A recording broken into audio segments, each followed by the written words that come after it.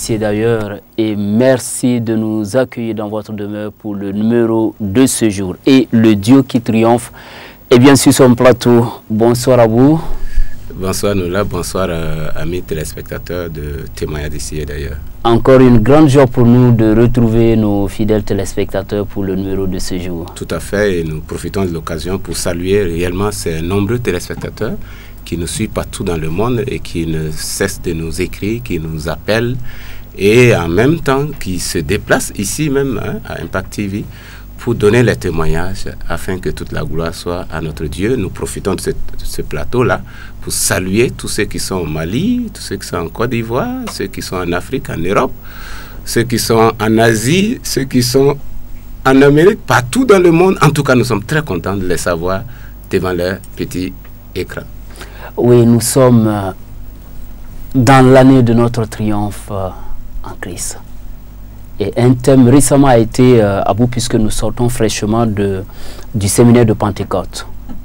Et qui avait pour thème le nom de Jésus, le sang de Jésus et le Saint-Esprit. 3 clés majeures pour notre triomphe en Christ, puisque nous sommes dans l'année de notre triomphe en Christ. Oui, tout à fait. Là, Dieu encore il nous a équipés. Il a équipé son peuple. C'est comme si, tu vois, nous là, c'est comme si c'est des briques en briques. Il pose une brique, il ajoute une autre, il fait une autre. Et là, pour nous aider réellement à rentrer dans le véritable triomphe en Christ en cette année. Et je crois que ça a été un séminaire de grande révélation réellement pour ceux qui ont pu le suivre. Voilà, je crois que par la grâce de Dieu, certains thèmes vont repasser encore à Impact TV, puisque à bout, une petite panne n'a pas permis à certains téléspectateurs qui sont en tout cas de l'étranger de nous suivre. Mais par la grâce de Dieu, ce soir d'ailleurs, nous allons regarder un thème. On va essayer d'échanger sur ce que nous avons pu comprendre. Il y a eu plusieurs thèmes qui ont été développés. Mais le thème sur lequel on s'arrête ce soir, le pouvoir a changé de main. À vous, et tout de suite, on a envie de se poser la question, qui avait ce pouvoir et désormais, c'est entre les mains de qui se trouve ce pouvoir-là. À vous, ce thème, je sais que nous l'avons tous suivi avec beaucoup de passion, oui, tout à fait, nous là, c'est un des thèmes aussi, hein. Il y en a eu beaucoup, c'est un des thèmes qui a été pour moi c'est une grande révélation, comme je le disais encore, c'est une grosse brique, il y a eu un grand éclairage. Le Saint-Esprit nous a permis de comprendre beaucoup de choses que nous ne comprenons pas bien donc dans la Bible. Je crois que le pouvoir a été usurpé. Le pouvoir dont il est question, le pouvoir, c'est Satan. Satan qui est l'usurpateur, celui qui a séduit l'homme depuis la création et qui... donc, en amenant l'homme dans le péché, s'est retrouvé à avoir la clé donc, de la mort et du séjour des morts entre ses mains. S'est retrouvé donc être le Tout-Puissant qui, Tout-Puissant entre guillemets, sur la terre, qui domine les hommes par le péché, par la maladie, par toute forme donc, de difficultés qu'il crée aux hommes, et parce que justement, par la désobéissance de l'homme, il s'est retrouvé propriétaire de la clé. Et il amène ainsi les hommes, les uns après les autres, en enfer, derrière lui. Et donc, c'est entre ses mains que se trouve la clé de la mort et du séjour des morts. Mais ce thème dont tu viens de donner le titre, le pouvoir a changé de main, va nous parler de cette clé-là qui va être récupérée. Mais par qui? Par Jésus-Christ lui-même. Et c'est de ça que nous allons parler dans ce message. Voilà, très bien décrit, Abou. Et je crois que l'homme de Dieu, dans son message d'entrée de jeu, a essayé de décrire ce processus-là. Oui. Et nous allons regarder un extrait de cet élément avec nos téléspectateurs. Quelqu'un qui a usurpé le pouvoir qu'on appelle Satan, le diable. Il a imposé ses lois à l'humanité. Les hommes criaient. Jusqu'à quand serons-nous délivrés de la main de cet imposteur? Jusqu'à quand nous allons vraiment recevoir grâce sur grâce. Les années se sont écoulées. Les hommes sont nés les uns après les autres. Tout le monde attendait la postérité de la femme. Et qu'est-ce qu'on voit apparaître? C'est la postérité des hommes. Dieu dit que c'est la postérité de la femme qui va écraser la tête de Satan, pas la postérité de l'homme. La postérité de la femme là sera un homme, mais il ne sera pas la postérité d'un homme. Est-ce que vous comprenez? Il a suscité Abraham. Comme Abraham était la postérité de l'homme, il n'a pas pu le vaincre. Il a suscité le grand Moïse. Il n'a pas pu le vaincre. Il a suscité le David, le tueur de géants, de Goliath. Mais il n'a pas pu. Les années s'écoulaient. Le monde était dans l'attente. Les gens se passaient. Est-ce que ce que Dieu a dit à Ève, c'est faux? Et voici qu'un jour, un petit enfant est né dans une étable. Simple. Fragile. Satan le regarde. Il dit non, ça ne peut pas être lui. Il n'est pas né dans la famille du souverain sacrificateur. Il n'est pas né dans la famille des rois. Il est né avec les animaux. Ça ne peut pas être lui. Il y avait le doute en Satan. Voici que cet homme-là a grandi. Il a commencé à aller de lieu en lieu. Il faisait des miracles. Mais Satan dit, oh, on a vu des miracles avec les Élie, les Élisée. Mais ce Jésus-là, on dirait que c'est lui. La postérité de la femme, on dirait que ce n'est pas lui. Il avait des doutes. Il y a des jours, il est saisi, il dit, bon, si c'est lui, on va tout faire pour le détruire. Le lendemain, il voit Jésus dans sa faiblesse. Il dit, ça ne peut pas être lui. Oui. Mais au fur et à mesure, il s'est aperçu de quelque chose, que cet homme était un danger pour lui. Satan réalise que Jésus-Christ était un danger pour lui. Oui, tout à fait, Noula. Et tu vois, ce qui va être très intéressant dans ce message-là, c'est de vraiment suivre, étape par étape, comment, lorsqu'on parle du pouvoir qui a changé demain, quel a été le processus par lequel cela s'est passé? Je pense que ça va être, c'est une grande découverte, c'est une très grande compréhension qui est nécessaire. Parce que pour moi, ça, ce sont des choses qu'un chrétien doit comprendre absolument. Alors, Satan lui-même n'a pas compris les choses. Il a méprisé Jésus. Depuis sa naissance, les gens attendaient le Sauveur. On attendait celui qui va venir délivrer, celui qui va venir sauver le monde.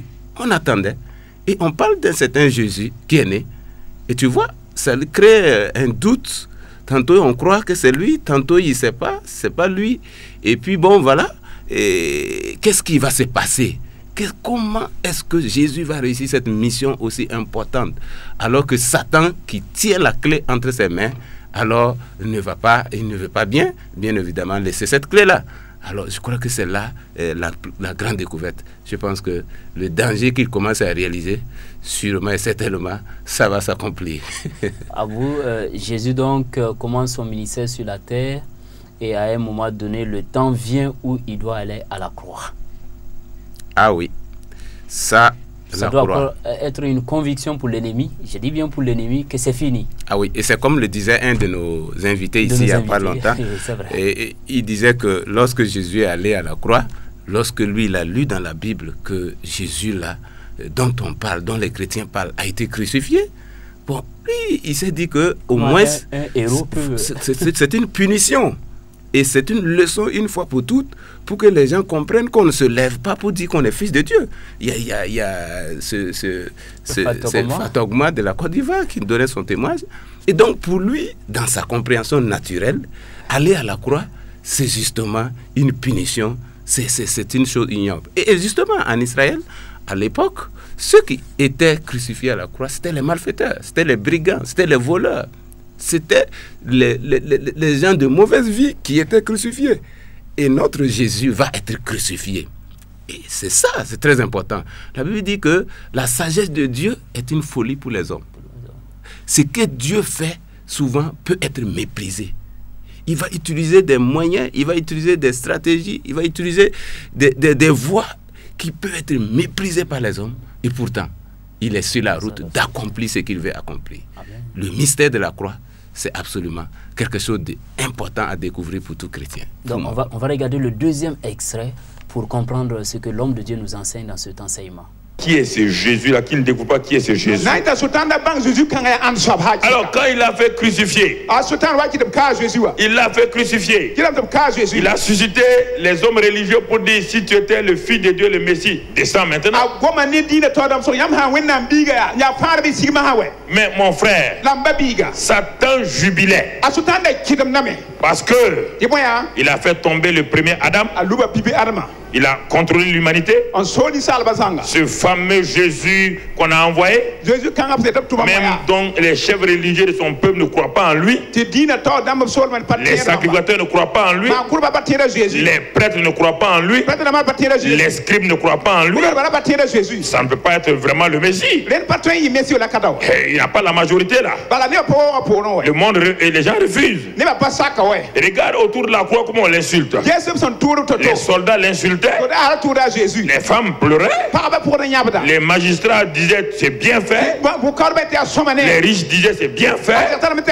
Satan était encore dans le doute.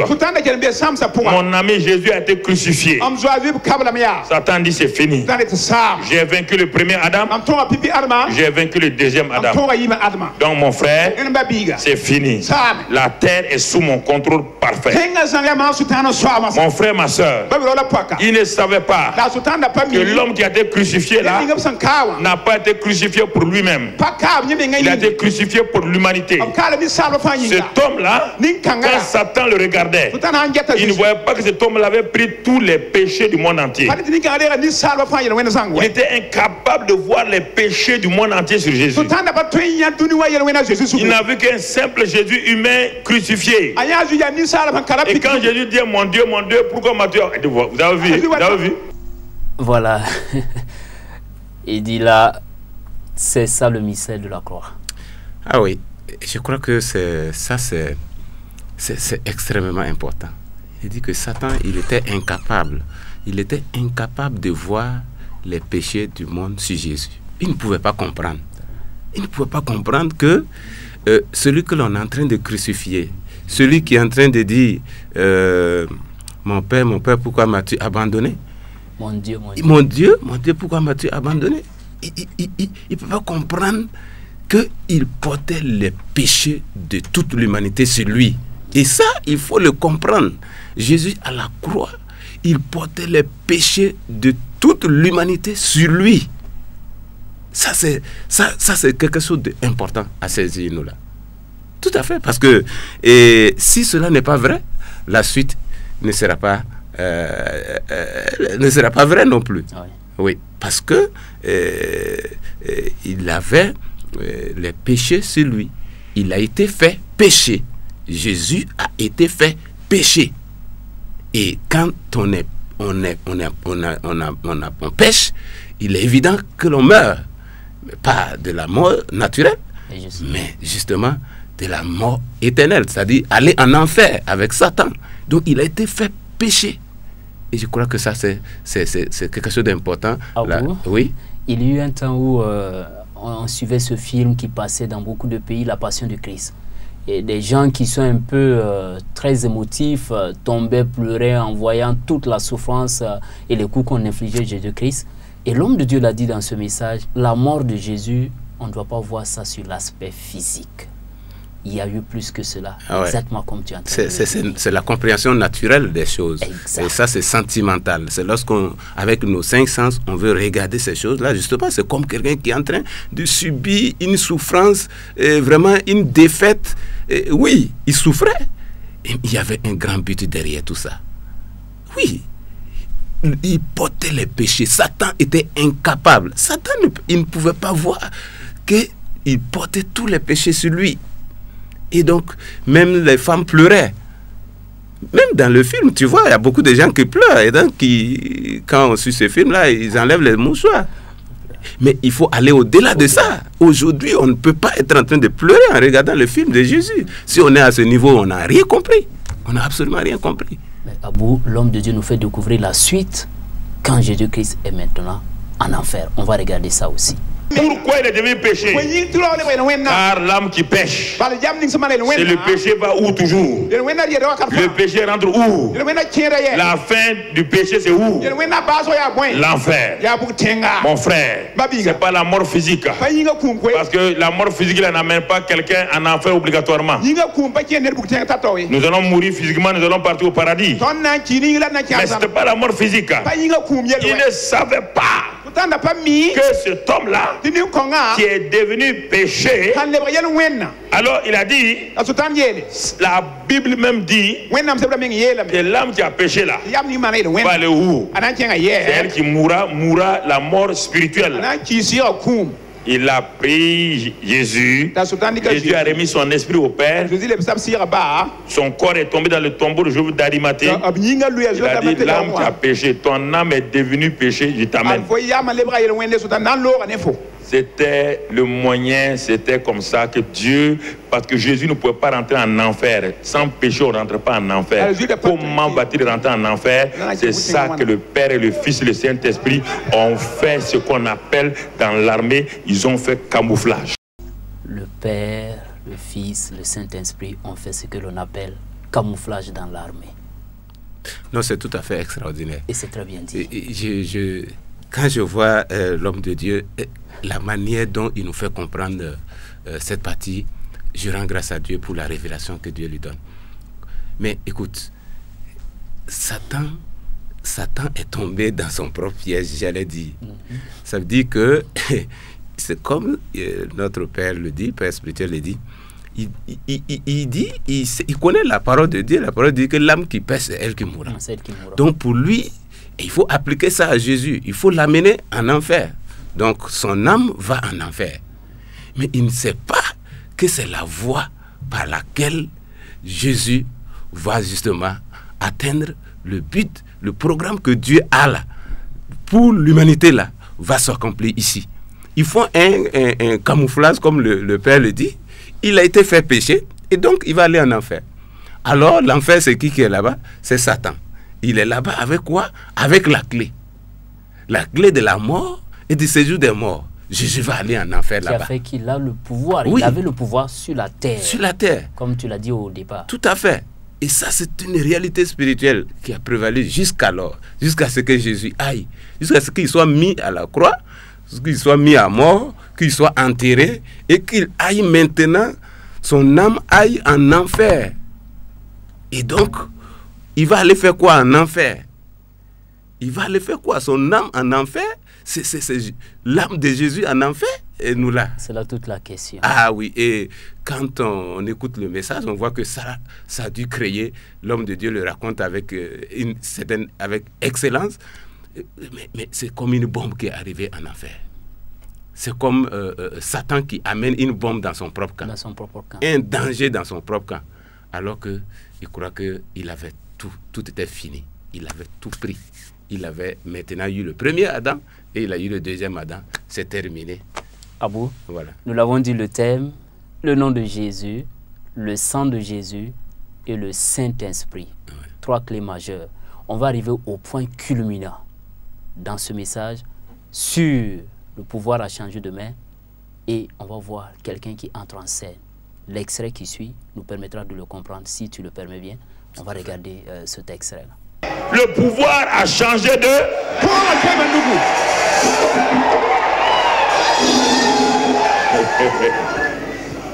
Le 3e jour, le matin, le Saint-Esprit est là. Mort a disparu. Dieu donne un plein salut. Le 3e jour, au petit matin, le Père a dit au Saint-Esprit, entre en scène maintenant.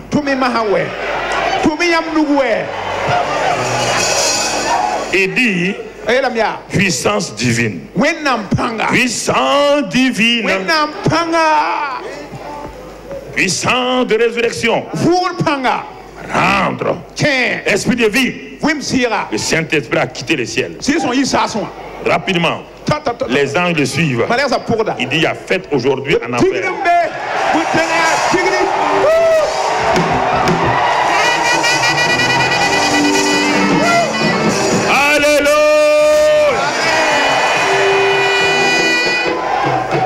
Il y a fête. Quand le Saint-Esprit rentre dans l'enfer, les démons disent ah, l'enfer est très chaud. Mais chef, aujourd'hui l'enfer est climatisé. Il y a quelqu'un qui est venu, qui a mis le climatiseur de Dieu. Il s'appelle le Saint-Esprit. Il s'appelle le Saint-Esprit. Vous comprenez? Il a dit Lucifer. Mais tu étais au ciel, non? Tu es un employé licencié et renvoyé.